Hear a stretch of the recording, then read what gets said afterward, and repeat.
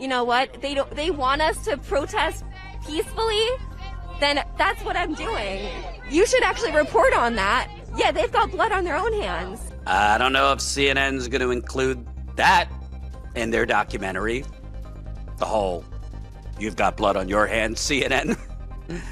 Doesn't sound like somebody who's a vigilante. She specifically said, I'm not here for Luigi. Hey, it's Jordan. I am in Flint, Michigan, East Palestine, Ohio, Tumwa, Iowa. Please support the only independent outlet on the ground covering what the corporate media covers up. Hey, it's Jordan with Status Coup. We're now a week away from the next criminal court hearing in the case of Luigi Mangione, the alleged shooter of United Healthcare CEO Brian Thompson. This is going to be for the federal case against Mangione. This particular case keeps being delayed, so we'll see if it actually happens in a week from now. But as that's happening, I'm here to tell you I smell a hit job coming from CNN on the supporters of Luigi Mangione. I smell this hit job because of our own on-the-ground reporting that I was able to do, thanks to you, Status Coup viewers, and paid members in particular. Now, let me tell you what I'm talking about here. CNN is premiering this weekend, I believe on Sunday, a new documentary. The title of the documentary is Misinfo Nation, Extreme America. It's part of Anderson Cooper's The Whole Story show. I don't know who's coming up with titles. Misinfo Nation, kind of weak, if you ask me. I'll tell you a little bit about this. CNN correspondent Donnie O'Sullivan returns to The Whole Story with Anderson Cooper with a new installment in his Emmy-nominated Misinfo Nation series as he investigates the rise of extremism in Misinfo Nation, Extreme America. So that is coming up Sunday, and I saw a preview for it on CNN this morning, and interestingly enough, they're including Luigi Mangione and, it seems, his supporters as part of that, quote, extremism. Let me play this clip from CNN this morning. You know, from Charlottesville to January 6th, there isn't exactly an equivalent on the left in this moment. And as you can see there, as part of our doc, we actually were outside the DC jail on inauguration night when, of course, Trump began pardoning a lot of people who took part in the January 6th riot and people began to be released. But we did go also spend some time with people who are fans of Luigi Mangione, the, of course, alleged murderer of Brian Thompson, the healthcare CEO. And from speaking to them, you know, we put to them that are they also cheering on violence? So you'll be able to tune in on Sunday night to see what they said to that. Are they also cheering on violence? Now, why my spidey senses go up is because, for those of you that watched, we were live. I was live outside of the courthouse in New York City the last time he appeared in court in New York City, which I believe was March. And I could tell you, because I saw that CNN correspondent and I heard some of the questions he was asking, that all he cared about, his entire framing of the whole thing, he wasn't asking why are you out here? He wasn't asking, do you folks out here, you know, have personal stories of being victimized or harmed by the for-profit predatory health insurance industry? He was just straight out asking them, do you support violence? Do you support what he allegedly did? It was a complete attempt to frame these people as essentially supporting vigilante justice. I will show you, because people I interviewed out there made reference to corporate media like CNN trying to frame them as somehow glorifying violence and supporting murder. Let me play some of the clips, if you didn't see back then, of what people I spoke to had to say about CNN and others trying to frame them in a certain manner. I'm learning a little bit more about how the media is covering just large-scale events like this and the interests at hand. And I'm noticing a lot of media here today, thankfully not your channel, are going to supporters and they're saying, do you support Luigi? And oh, there's all these girls out here. Have you seen these like headlines where they're like, there's a lot of women at these protests? And apparently we got another one of these headlines today, and there's actually people of all ages and genders here, just trying to fight for healthcare, and like we're getting some kind of headlines that are just nonsensical. So basically, them trying to frame it as a bunch of like groupie girls for Luigi. Fangirls, which I think is ridiculous. I know people who are in the courthouse today, and it's everyone. It's truly everyone. I don't really know many groupies per se that would stand out in 22-mile-per-hour wind gusts. It's about 20 degrees with the wind chill here, and you were out in the past. So that's just one example. That's one person, and I did see Donnie Sullivan interview her because I was right next to him. So I'm pretty sure the part of CNN's Misinfo Nation extremism documentary about Luigi Mangione, I could be wrong. Pretty sure he's referring to the people he interviewed out on that day that I was there. And I already know what he was asking them because it was completely, in my view, biased and an attempt to frame them as extremists, as, endorsing vigilante justice, violence. He was not interested at all in why they're out there, why they would support Mangione, or at least support the idea of him getting a fair trial. He had zero interest in any of those things. Let me play another clip from a young woman I spoke with who talks about the media's framing of this and their attempt to frame them as somehow endorsing violence. Almost every single media person who's talked to me today has asked me, do I feel some sort of like moral, compromise from coming out to a murder trial? And to that I say, I'm not here for Luigi. I am taking it, the media is here, so I'm going to be here to talk to them about healthcare reform. And that appears to be what the initial murder was about. But you know what? They want us to protest peacefully. Then that's what I'm doing. You should actually report on that because, it's kind of hypocritical to say that. Here, sorry, what's going on? But it's just kind of hypocritical for them to say that, accuse us of being supporting of murder when they're refusing to ever talk about this healthcare system. Same healthcare system that a lot of them take ads from and commercial money from. Yeah, they've got blood on their own hands. I don't know if CNN's going to include that in their documentary. The whole, you've got blood on your hands, CNN. Doesn't sound like somebody who's a vigilante who is, telling people, go get your guns, gun down CEOs. She specifically said, I'm not here for Luigi. I'm here for all the victims of the predatory health insurance vultures, i.e. United Healthcare. But I doubt you'll see any of that in CNN's documentary. I would have been happy to license. I would have given CNN the footage for free if they wanted to put it in their documentary. Actually, no, I wouldn't. I would charge them because I'm not going to give it to them for free. But you get my point. They are trying to frame Americans out demanding health care as extremists. They're trying to simplify it. If they're out there in support of Luigi, they're supporting murder, which I have interviewed a couple people on Luigi Mangione and what he allegedly did. And pretty much every one of them has put the caveat, although I don't support murder, which again, it's alleged that that's what he did. We're out here for a higher purpose. And we're out here because Luigi's grievances, we share those grievances.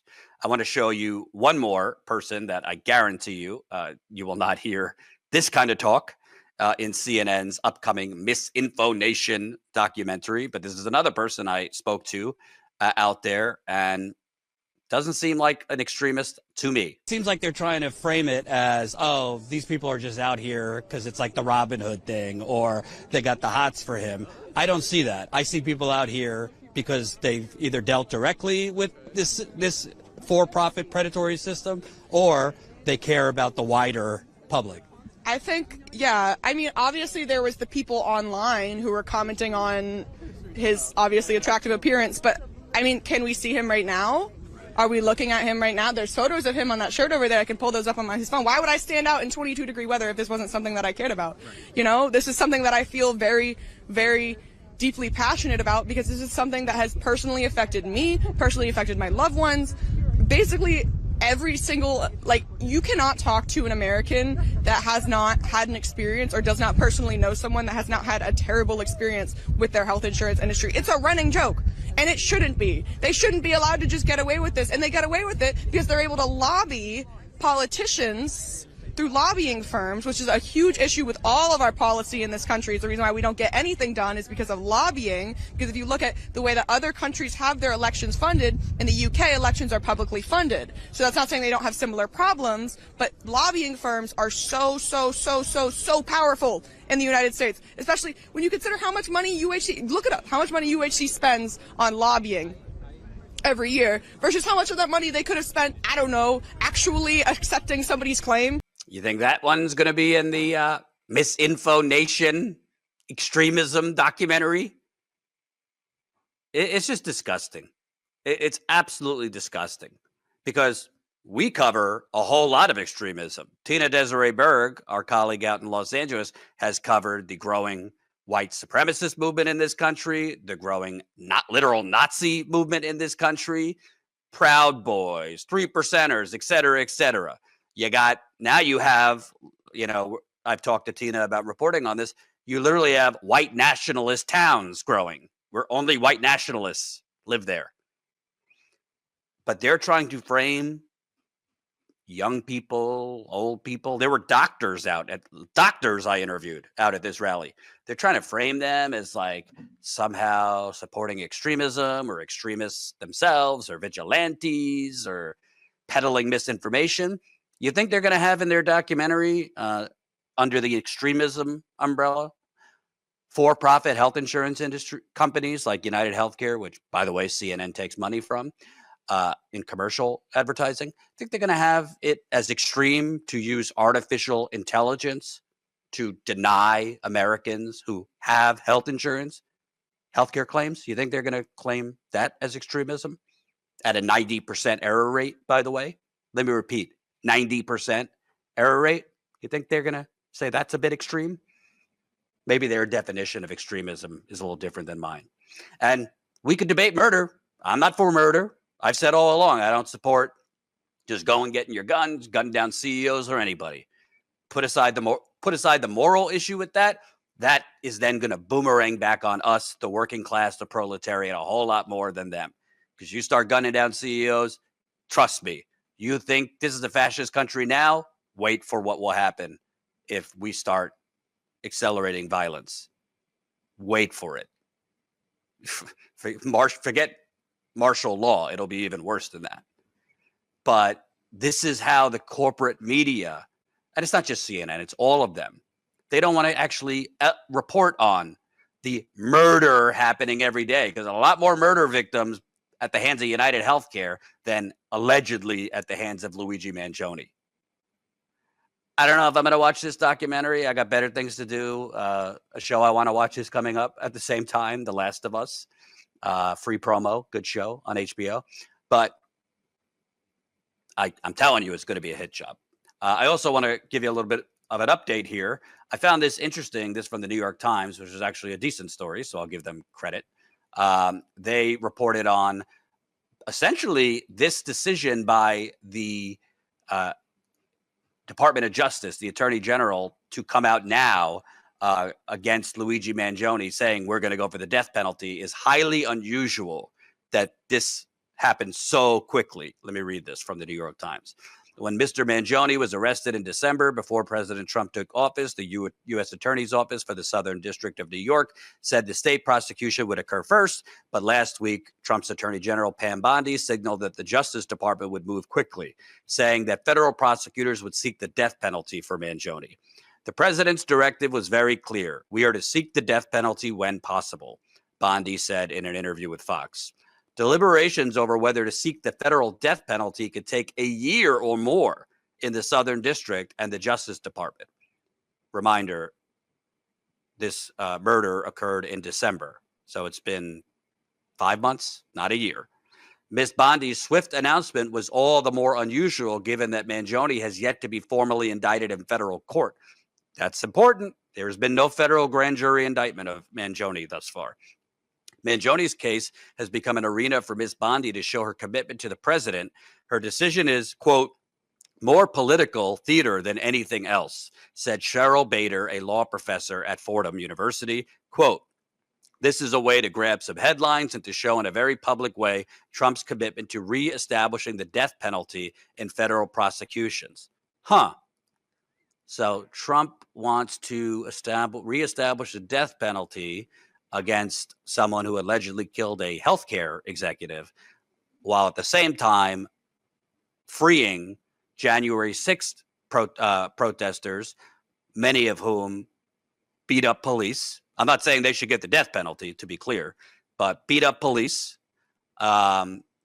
trampled the Capitol, trespassed on the Capitol, damaged the Capitol, threatened politicians. So I got no love for politicians, but again, I'm not for violence.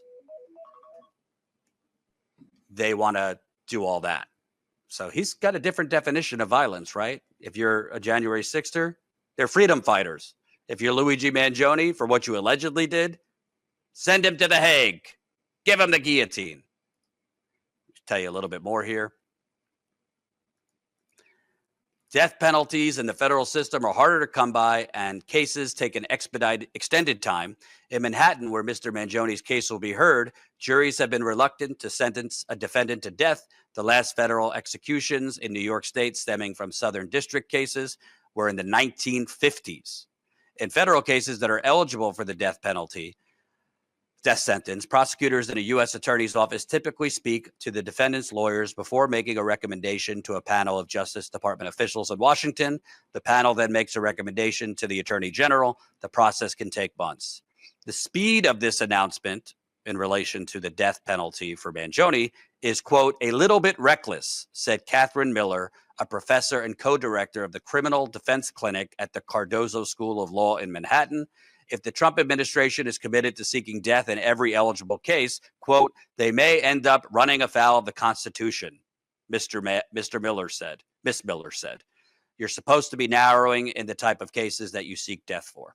Well, totally agree with her, but unfortunately, it does not seem like Mr. Trump, President Trump, is too concerned about running afoul of the Constitution. Seems that he feels like the Constitution is a little handkerchief that he could blow his nose with or wipe his anus with. We will stay on this because I think it is important. This on-the-ground reporting, we will be on the ground covering the Mangione case next week. It's next Friday in New York City. It's expensive. We just hired a new reporter. We're trying our best to hire other freelance reporters. We also want to hire a producer. We're looking to gain 1,000 paid members. You could become a paid member for as low as $5 a month, which equals 16 cents a day. So if you want to support independent media that isn't just sitting in a studio bloviating, but is out there in the trenches giving the people a voice, please support us. StatusCoup.com/join.